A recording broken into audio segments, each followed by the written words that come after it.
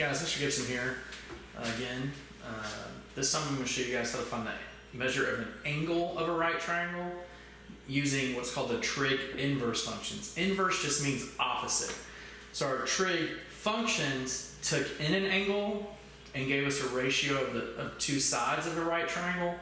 In this case, we're going to take in this inverse function is going to take the ratio of two sides and give you the angle. So again, here's our triangle. We got our hypotenuse, here's our angle. Adjacent to that angle is the adjacent side. To the other side is the opposite side.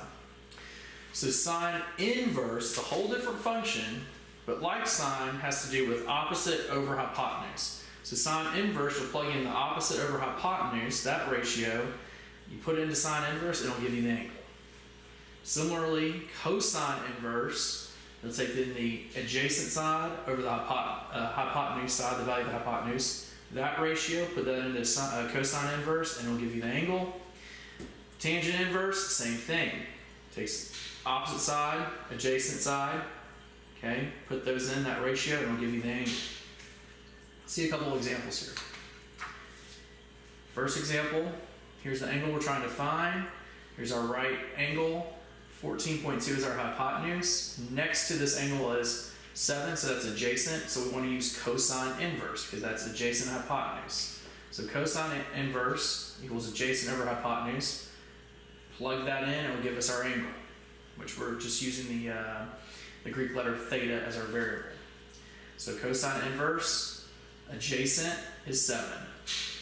Hypotenuse, 14.2. So cosine inverse of 7 over 14.2 will equal our angle. Flip that around. I plug that in. I get 60.5. All right, let's look here.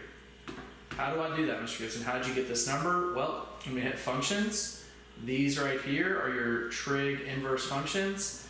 I use cosine inverse. I put 7 divided by 14.2, and sure enough, I get 60.5 degrees. Again, I make sure I'm in degrees and not radians right there. Okay? All right. This one, right triangle, the right angle looks at this side, which is the hypotenuse. I'm not giving a value for the hypotenuse. Okay? Here's my angle that we're going to try to find. That's denoted by theta. This side next to the angle is my adjacent. This side that the angle is looking at or pointing at is the opposite. So I'm going to use tangent because I have opposite and adjacent. 2.7 is opposite. 4.8 is adjacent. So I plug in tan inverse of 2.7 over 4.8. That'll give me the angle. And I get 29.4 again. How'd you do that, Mr. Gibson? Well, again, I go through functions. Find tangent inverse. I put 2.7 divided by 4.8, and again that is 29.4 degrees. Again, this shows you guys the way that you take the sides of a right triangle, plug it into these inverse functions, and we'll find the values of the angle that corresponding to that formula. All right, thanks for your attention. Bye.